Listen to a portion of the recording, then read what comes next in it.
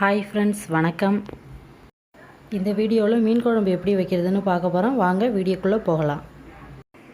100 gram சின்ன வெங்காயம் எடுத்துக்கோங்க. பூண்டு எடுத்துக்கோங்க. 2 பச்சை மிளகாய் எடுத்துக்கோங்க. தாளிக்கிறதுக்கு கொஞ்சமாக வெந்தயம் வச்சுக்கோங்க. 4 பீஸ் மாங்காய் எடுத்துக்கோங்க.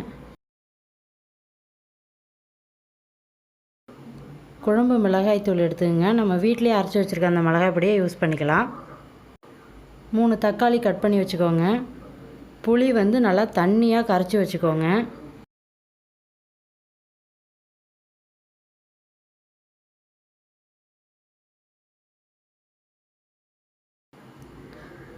தேவையான அளவுக்கு உப்பு எடுத்து வச்சுக்கோங்க. கொஞ்சமாக தேங்காய் அரைச்சி வச்சுக்கோங்க. ஆயில் எடுத்து வச்சுக்கோங்க. மீனை மஞ்சத்தூள் போட்டு நல்லா வாஷ் பண்ணி எடுத்து வச்சுக்கோங்க. ஃபஸ்ட்டு இந்த மீன் குழம்புக்கு தேவையான மசாலா அரைச்சிக்கலாம். அதுக்கு ஒரு வாணலில் எண்ணெய் கொஞ்சம் ஊற்றிக்கிங்க. எண்ணெய் கொஞ்சம் காஞ்சதும் சின்ன வெங்காயம் போட்டுக்குங்க.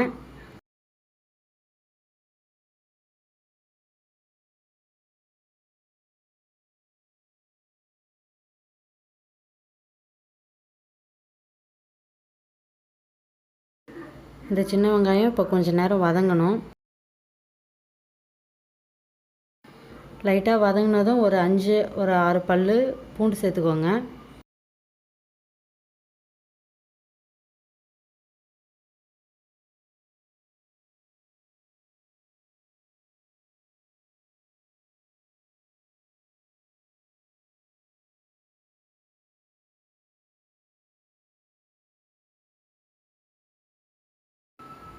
இப்போ பூண்டு வெங்காயமும் கொஞ்சம் வதங்கிடுச்சு. அதோட நம்ம கட் பண்ணி வச்சுருக்கிற தக்காளி பழத்தை சேர்த்துக்கோங்க. தக்காளியும் சின்ன வெங்காயம் பூண்டு 3 நல்லா வதங்கணும்.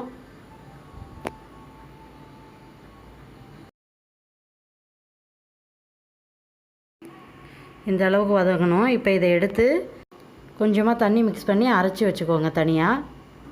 இப்போ ஒரு வாணலில் எண்ணெய் ஊற்றிக்கோங்க. எண்ணெய் காஞ்சதும் வெந்தயம் போட்டு தாளிச்சுக்கோங்க.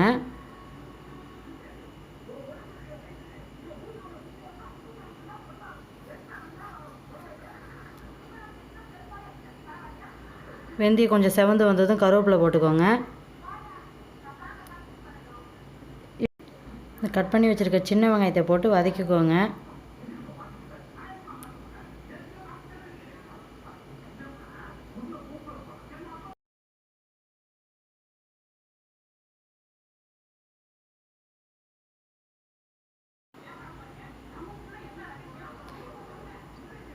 சின்ன வெங்காயம் நல்லா வதங்கணும். வதங்கினதுக்கு அப்புறமா நம்ம கட் பண்ணி வச்சுருக்க 2 பச்சை மிளகா போட்டு அதோட சேர்த்து வதக்குங்க.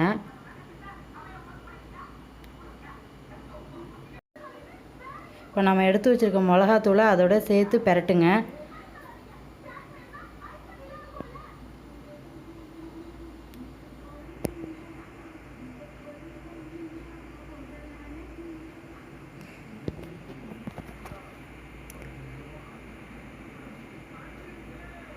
ஒரு நிமிஷம் நல்லா இதே மாதிரி பெரட்டிட்டு நம்ம கரைச்சி வச்சுருக்கிற புளி தண்ணியில் கொஞ்சத்தை இதோட மிக்ஸ் பண்ணி நல்லா கொஞ்சம் நேரம் அதை நம்ம கிளறி விட்டுக்கிட்டே இருக்கணும். இது மாதிரி பண்ணுறது எதுக்காகனா, நமக்கு இந்த மிளகாத்தூளோட அந்த பச்சை வாசனையும் இருக்காது. அதோடு இல்லாமல் நமக்கு இதில் எண்ணெய் திரிஞ்சு வர்றதுனால குழம்போட அந்த ஒரு கலரும் நமக்கு அட்ராக்டிவாக இருக்கும்.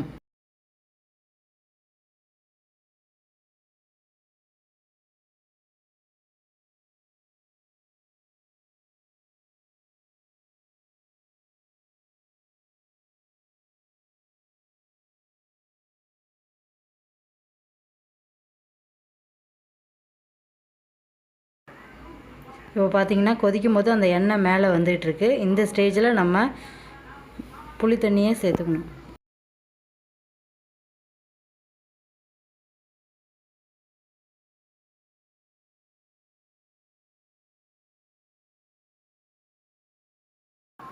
நல்லா மிக்ஸ் பண்ணி விட்டுடுவோங்க. இப்போ குழம்புக்கு தேவையான அளவுக்கு உப்பு சேர்த்துக்கோங்க.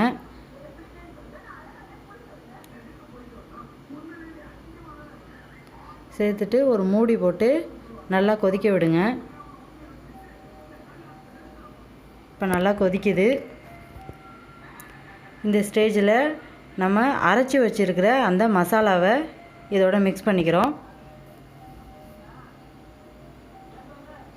மிக்ஸ் பண்ணிவிட்டு நல்லா கிளறி விடணும்.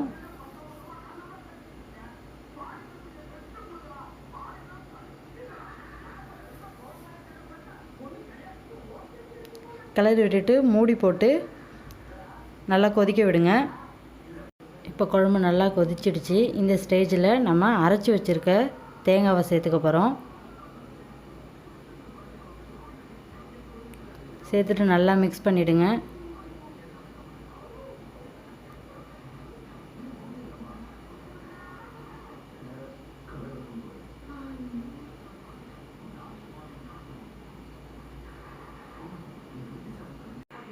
இப்போ இந்த ஸ்டேஜில் கட் பண்ணி வச்சுருக்க மாங்காவை சேர்த்துக்கோங்க.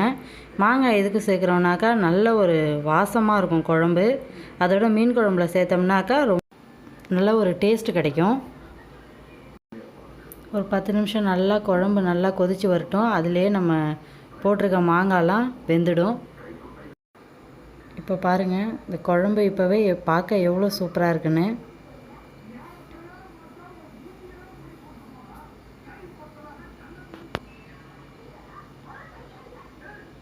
மாங்காய்லாம் நல்லா வெந்துடுச்சு.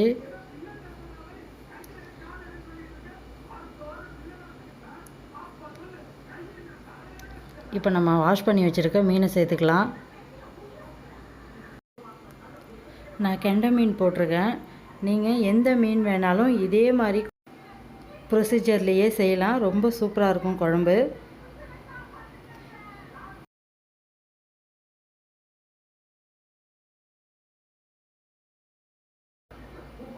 இப்போ நல்லா குழம்பு கொதிச்சிடுச்சு. மீன் வெந்திருக்கும். ஏன்னா மீன் போட்டதுக்கப்புறமா நம்ம ஒரு நிமிஷம் கொதிக்க வச்சாலே போதும். மீன் உடையாமல் அப்போ தான் இருக்கும். மீன் சீக்கிரம் வெந்துடும். ஸோ இப்போ பாருங்கள், மீன் வந்துடுச்சு. இப்போ குழம்பு சூப்பராக வந்திருக்குது. இந்த வீடியோ உங்களுக்கு பிடிச்சிருந்துச்சுன்னா சப்ஸ்கிரைப் பண்ணுங்கள், லைக் பண்ணுங்கள், ஷேர் பண்ணுங்கள்.